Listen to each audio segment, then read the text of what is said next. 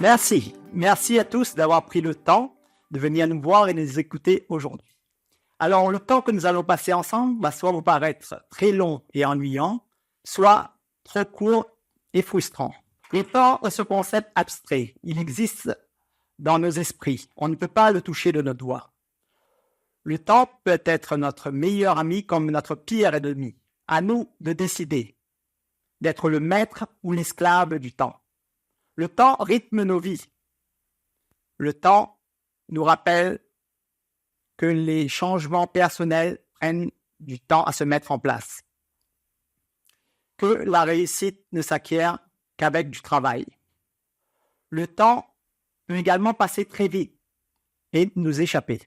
Le temps ne fait pas de distinction entre les hommes et les femmes, les riches et les pauvres. Quand j'étais plus jeune, mon père nous disait souvent « il faut prendre le temps pour faire jolis enfants ». Mais avec le temps, j'ai compris le message qu'il voulait nous faire passer. Il faut prendre le temps pour bien faire les choses. Il faut prendre le temps pour réaliser ses rêves. J'aimerais aborder avec vous 3 idées à propos du temps. La première idée, est-ce que prendre du temps est le meilleur moyen de réaliser ses rêves? Mon rêve, c'était de quitter La Réunion, aller me former en métropole et à l'étranger, puis revenir ici, travailler et apprendre tout ce que j'avais appris, transmettre ça aux nouvelles générations. Ce rêve, je l'ai réalisé. Mais ça m'a pris du temps. Beaucoup de temps. Quand j'ai quitté La Réunion, j'avais 20 ans. Quand je suis revenu et que j'ai obtenu le poste de chercheur à l'INSERM, j'en avais 42. 22 ans. 22 ans pour devenir le premier chercheur réunionnais à décrocher un poste ici, à La Réunion. Avec toutes mes connaissances, monter un projet de recherche qui touche particulièrement notre population et qui a un gros problème de santé publique ici à La Réunion, le diabète. Le chemin a été long. Tout d'abord, j'ai pris 10 ans pour obtenir un doctorat, alors que la moyenne l'ont en 8 ans. Donc, j'ai pris 3 ans pour obtenir une licence. En général, on le fait en 2 ans. 2 ans pour la maîtrise, puis 5 ans de doctorat. Donc, 3 ans après mon doctorat, et après avoir contacté plusieurs laboratoires dans le monde, le professeur Martin Goulding, qui est à San Diego, au Salk Institute, me propose un contrat. En 2010, j'arrive au Salk Institute.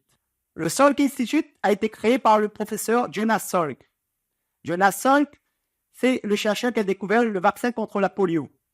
La polio est cette maladie infectieuse qui se transmet à cause d'un virus et qui attaque particulièrement les enfants. Ces enfants vont soit avoir des handicaps ou malheureusement mourir faute de paralysie au niveau des muscles respiratoires. Jonas Salk, quand il a découvert ce vaccin, il ne l'a pas breveté. Rendez-vous compte de nos jours. Il n'a pas breveté et de nos jours, la polio est quasiment éradiquée dans le monde. Le Salk Institute est l'un des meilleurs centres de recherche aux États-Unis. Pas moins de 10 prix Nobel y ont travaillé. C'est une référence au niveau mondial. En 2014, Steve Bourran, le Timamaïso de Colosse, Saint-André, il arrive là-bas, Salk Institute, dans l'un des meilleurs instituts de recherche au monde. Ma cheville n'a pas trop gonflé. Entre 2014 et 2015, je publie mes travaux de recherche dans les plus grands journaux, les journaux scientifiques les plus reconnus au monde. Des journaux comme Cell ou encore Science. En 2019, je suis à La Réunion. Après 2 échecs, je décroche finalement ce poste de chercheur en neurobiologie à l'INSERM et je suis affecté à La Réunion à temps plein. Je réalise mon rêve à travers cette histoire personnelle. C'est que de nos jours, nous allons trop vite. Vite, trop vite parfois. Parfois, on passe à côté de certaines choses. Ce que je dis souvent à mes étudiants, c'est qu'il faut prendre le temps. Et surtout, faites quelque chose que vous aimez. Quand vous allez faire quelque chose que vous aimez, le temps va s'arrêter. Le deuxième sujet que j'aimerais aborder avec vous est le suivant. Le temps serait-il le meilleur des médicaments? Alors, en 2016, je suis aux États-Unis, au Salk Institute. Je reçois plusieurs propositions pour travailler dans les meilleurs laboratoires au monde, avec un super salaire et des moyens financiers beaucoup mieux qu'en France. Mais je décide de rentrer à La Réunion. J'adore mon île. Je rentre parce que le temps était devenu trop court. Nous apprenons la terrible nouvelle que ma femme Melcy est atteinte d'un cancer très rare des os. Pour vous dire qu'à ce moment, le temps s'est arrêté. Ma vie s'est arrêtée. Notre vie s'est arrêtée. Mais quand on a vu Lily, on s'est dit, on ne peut pas baisser les bras. Il faut se battre. Et on s'est battu contre cette maladie. Entre 2011 et 2016, on a tout essayé. Même les derniers traitements disponibles aux États-Unis. En avril 2016, l'état de Nelsie se dégrade. Elle souhaite terminer ses jours auprès de sa famille. Du coup, nous rentrons précipitamment. Nelsie nous quittera en mai 2016. Lorsqu'on est confronté à la perte de quelqu'un, je pense que vous tous, ça a déjà été le cas. On remet tout en cause. Le temps, notre conception du temps, elle change.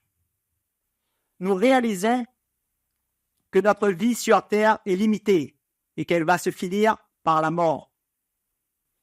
Et nous aimerions tous aller à Fort-Boyard, rencontrer les maîtres du temps, se brûler les doigts pour gagner quelques minutes pour passer avec nos proches disparus. De nos jours, on nous promet la vie éternelle. Certaines grandes entreprises créées par les puissants de ce monde nous promettent de tuer la mort, d'avoir la vie éternelle. Alors, moi, je vous pose la question, à quoi bon la vie éternelle si on ne la vit pas maintenant? Vous savez, hier soir, j'ai présenté ce talk à ma fille. Et à un moment, dans le talk, je disais, j'ai fait mon deuil. Et là, elle me pose la question. Elle dit, papa, tu as fait ton deuil? Et là, j'ai pris quelques minutes. Je lui ai dit non. Mais j'avais écrit que j'avais fait mon deuil et j'ai réalisé que ce n'était pas le cas. Le temps est un médicament. C'est elle qui me l'a suggéré hier soir. Parce que elle m'a dit, papa, tu sais, moi, pour guérir ma douleur de la perte de maman, c'est le temps mon seul médicament. Pour la troisième partie que j'aimerais aborder avec vous, c'est la suivante. Est-ce que collaborer ne serait pas la meilleure solution pour gagner du temps? Alors, vous savez, quand on fait de la science, il faut faire des collaborations, il faut publier rapidement, il faut faire de brevets. Lorsqu'on fait de la recherche, on travaille sur un sujet. Il faut de la patience. On vérifie des hypothèses, on réussit des fois, on échoue souvent. C'est ça le métier de chercheur. Moi, je suis chercheur en neurobiologie. Je travaille sur une des complications majeures du diabète, qui est la neuropathie diabétique. Alors, la neuropathie diabétique, elle va attaquer les petites fibres nerveuses qui sont présentes au niveau de notre peau. Elle va attaquer ces fibres et faire que le patient diabétique ne va plus sentir de douleur. Ce qui fait que les patients vont malheureusement se blesser, la plaie va s'infecter sans qu'ils s'en rendent compte. Et malheureusement, ça va mener par la suite à l'amputation. Moi, mon objectif, c'est de faire diminuer le nombre d'amputations ici à La Réunion. C'est pour ça que j'ai développé des projets de recherche autour de ce sujet. Lorsqu'on fait de la recherche, il faut collaborer. Il faut collaborer parce que ça va mener à de belles trouvailles et également de belles publications. Juste pour vous faire un écho, quand j'étais aux États-Unis en 2014, j'ai pu publier dans les grands journaux scientifiques grâce aux collaborations que j'ai pu ficeler avec d'autres laboratoires, dont un qui était à Harvard, qui maîtrisait des techniques que l'on n'avait pas.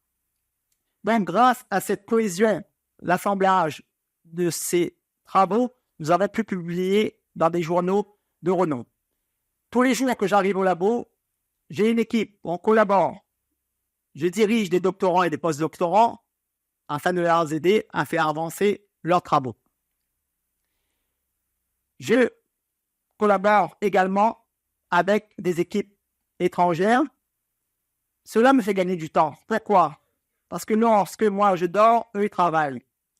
Et quand eux ils travaillent, moi je dors. Donc la recherche, elle est en continu. Quand je gagne ce temps, j'ai plus de temps à partager pour moi, pour avancer dans mon deuil, et également pour partager du temps avec ma fille. En 2023, arrêtons d'agiter nos mains comme un chef d'orchestre. Prenons le temps de vivre, prenons le temps de collaborer, même avec des gens qu'on ne connaît pas, n'ayons pas peur. Et prenons le temps pour redevenir maître de notre temps.